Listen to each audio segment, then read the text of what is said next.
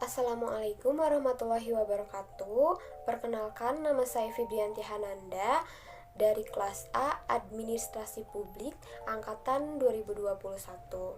Di sini saya akan memenuhi tugas dari matkul pengantar ilmu ekonomi, yaitu permintaan atau demand. Yang pertama, saya akan menjelaskan tentang teori permintaan atau demand. Teori permintaan sendiri menerangkan tentang ciri hubungan antara jumlah permintaan dan harga. Dalam menganalisa permintaan, perlu dibedakan antara permintaan dan jumlah barang yang diminta. Permintaan menggambarkan keadaan keseluruhan hubungan antara harga dan jumlah permintaan. Teori permintaan juga menyatakan bahwa harga dipengaruhi oleh permintaan. Oleh karena itu, teori tersebut berasumsi bahwa ketika permintaan di pasar naik, maka harga barang pun akan ikut naik. Begitupun sebaliknya, jika permintaan turun, maka harga pun akan ikut turun.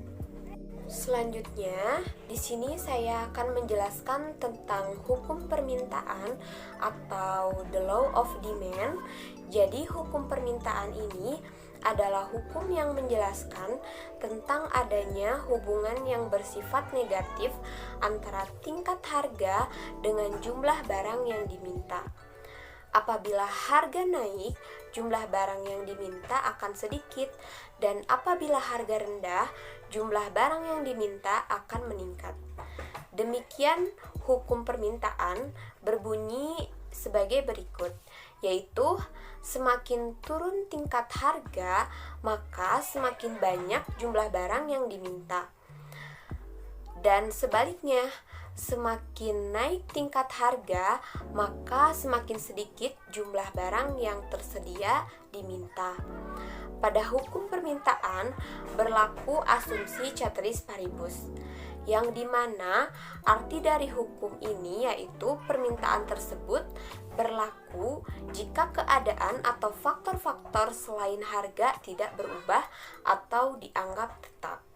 Lalu selanjutnya, di samping saya sudah ada gambar kurva permintaan. Jadi ini contoh gambar dari kurva permintaan atau demand. Nah, di mana P ini sebagai harga dan Q itu sebagai jumlah yang diminta. Contohnya itu ketika harganya 1000, maka jumlah yang diminta itu 10. Lalu yang paling tinggi harganya 5000, yaitu jumlah yang dimintanya hanya 2. Jadi contohnya seperti ini. Jadi ketika harga barang contohnya itu ketika harga barang sabun yang harganya 1000, maka orang-orang yang membelinya itu ada 10 orang. Nah, ketika harga sabun itu naik jadi 5000, maka orang-orang yang membeli sabun itu hanya 2 orang. Nah, ini itu berlaku hukum permintaan yang dimana jika harga semakin tinggi, maka permintaan akan semakin rendah, dan begitupun sebaliknya, jika harga rendah, maka permintaan atau jumlah yang diminta itu akan banyak. Yang selanjutnya lagi, saya akan menjelaskan tentang faktor-faktor dari permintaan. Yaitu yang pertama ada harga barang itu sendiri. Jadi harga barang akan mempengaruhi jumlah barang yang diminta. Jika harga naik, jumlah permintaan barang tersebut akan menurun. Dan sedangkan jika harga turun, maka jumlah permintaan barang tersebut akan meningkat. Lalu yang kedua ada harga barang lain. Jadi harga barang lain itu dibedakan menjadi 2, yaitu ada barang pengganti atau substitusi. Lalu yang keduanya ada barang pelengkap atau komplementer. Di sini saya akan menjelaskan dulu barang substitusi. Jadi barang substitusi ini adalah barang pengganti yang mempengaruhi jumlah barang dan jasa yang diminta. Apabila harga dari barang substitusi lebih murah, maka orang akan beralih pada barang substitusi tersebut. Dan akan tetapi jika harga barang substitusi naik, maka orang akan tetap menggunakan barang yang semula. Contohnya itu seperti kaos adalah pengganti kemeja. Jika di pasar itu harga kaos lebih murah dibandingkan kemeja, maka permintaan akan kaos lebih banyak bila dibandingkan permintaan kemeja. Jika di pasar harga kaos lebih murah dibandingkan dengan kemeja, maka permintaan kaos lebih banyak dibandingkan permintaan terhadap kemeja. Lalu yang selanjutnya itu ada harga barang komplementer atau pelengkap. Jadi barang pelengkap juga dapat mempengaruhi permintaan barang atau jasa. Misalnya sepeda motor, barang komplementernya itu bensin. Nah, apabila harga bensin naik, maka kecenderungan orang untuk membeli sepeda motor akan turun. Begitu juga sebaliknya, jika harga sepeda motor naik, maka pembeli bensin pun akan ikut turun. Itu sebagai contoh dari harga barang komplementer atau pelengkap. Nah, selanjutnya itu ada pendapatan konsumen. Nah, apabila pendapatan yang diperoleh tinggi, maka permintaan akan barang dan jasa juga semakin tinggi. Dan sebaliknya, jika pendapatan turun, maka kemampuan untuk membeli barang atau jasa juga akan turun. Nah, akibatnya jumlah barang akan semakin turun. Nah, misalnya itu seperti pendapatan Ibu Tia dari hasil dagang minggu pertama itu 200.000. Nah, hanya dapat untuk membeli kopi yang beratnya hanya 20 kg, tetapi ketika hasil dagang minggu kedua itu 400.000, Ibu Tia itu mampu membeli kopi sebanyak 40 kg. Nah, seperti itu contoh dari pendapatan konsumen. Nah, selanjutnya ada cita rasa. Jadi cita rasa ini juga mempengaruhi faktor dari permintaan itu sendiri. Jadi selera konsumen terhadap barang dan jasa dapat mempengaruhi jumlah barang yang diminta. Jika selera konsumen terhadap barang tertentu meningkat, maka permintaan terhadap barang tersebut akan meningkat pula. Misalnya sekarang ini kan lagi banyak orang ya yang mencari handphone yang dilengkapi fasilitas musik dan games. Karena selera konsumen akan barang tersebut tinggi, maka permintaan akan handphone yang dilengkapi musik dan games itu akan meningkat. Nah, seperti itu contoh dari pendapatan konsumen. Faktor selanjutnya ada faktor iklim. Jadi intensitas kebutuhan konsumen berpengaruh terhadap jumlah barang yang diminta. Kebutuhan terhadap suatu barang atau jasa yang tidak mendesak akan menyebabkan permintaan masyarakat terhadap barang atau jasa tersebut akan rendah.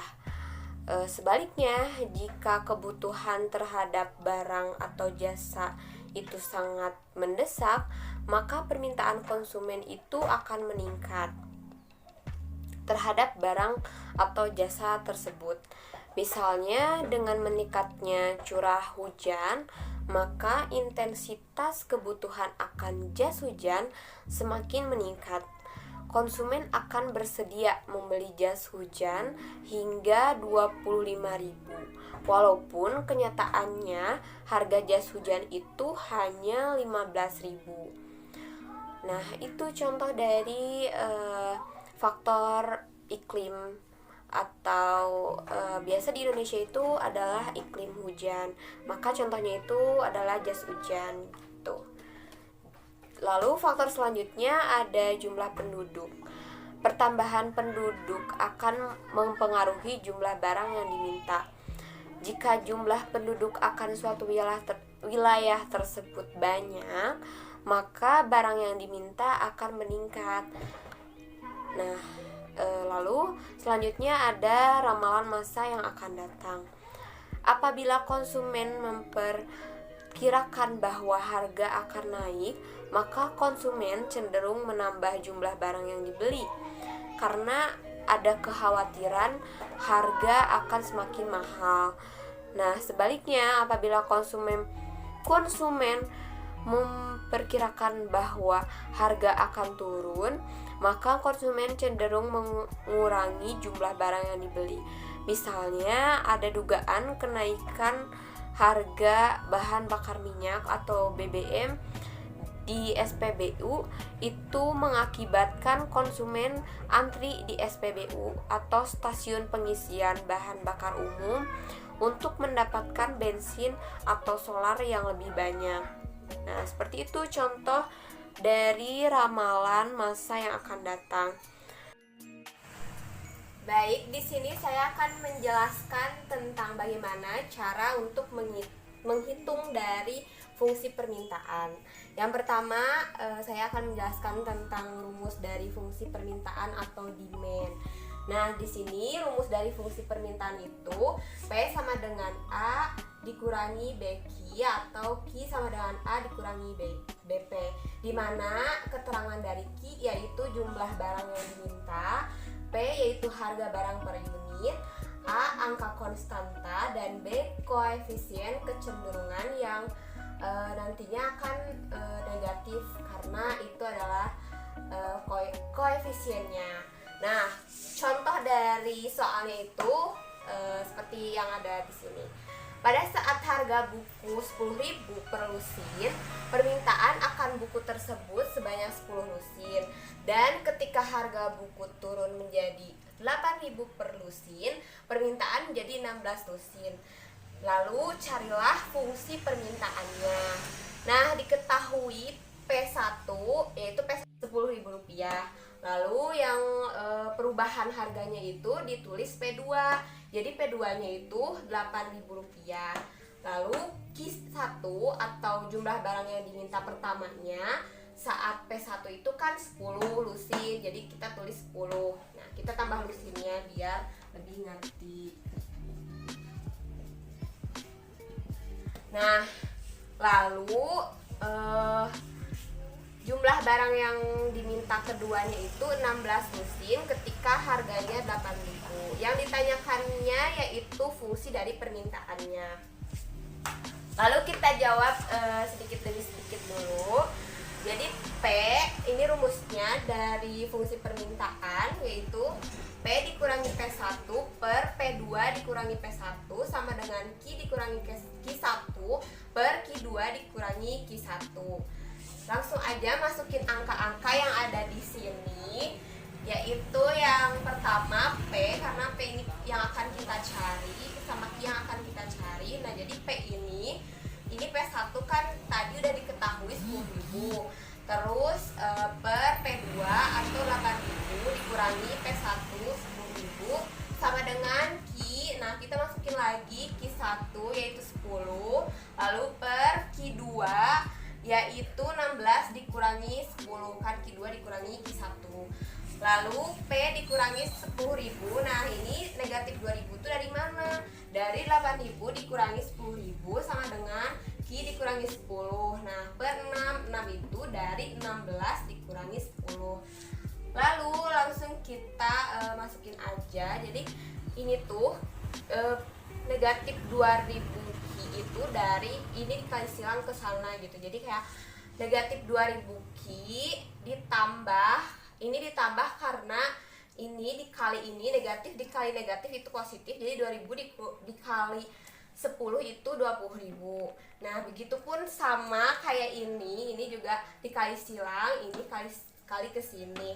Itu 6P dikurangi 60.000. Kenapa negatif? Karena ininya positif, ininya negatif. Jadi negatif kali positif itu hasilnya negatif 60.000. Lalu kita jumlahkan aja. Nah, disubstitusikan. Nah, ininya negatif 2.000. Lalu ini kita pindah ruaskan jadi 6P dikurangi 60.000. Nah, 20.000 ini pindah ruaskan jadi ke kanan. Jadi hasilnya negatif 20.000 karena asalnya positif. Jadi dipindah ruaskan jadi negatif. Nah, lalu ke bawahnya itu kita tulis lagi negatif 2000 Ki. Nah, lalu ini kita kurangin 60.000 dikurangin negatif 20.000, itu kan negatif ditambah negatif hasilnya jadi nambah negatif. Jadi 6P dikurangi 80.000 atau 6P negatif 80.000. Nah, Q-nya kita pindah luaskan lagi yang negatif 2000-nya. Nah, negatif 2000 ini kita pindah luaskan ke kanan. Nah, di sini kan karena perkalian, jadi pas dipindah luaskan itu jadi pembagian atau dibagi. Nah, Q-nya jadi sendiri. Q sama dengan 6P, ini tulis lagi 6P dikurangi 80.000 per negatif 2000. Lalu kita langsung jumlahkan aja. Jadi Q sama dengan negatif 0,003P plus 40, atau Q sama dengan 40 dikurangi atau negatif 0,003P. Sekian pemaparan materi dari saya. Mohon maaf bila banyak kekurangan saat memaparkan materi dan banyak kesalahan kata. Wabillahi taufiq wal hidayah. Wassalamualaikum warahmatullahi wabarakatuh.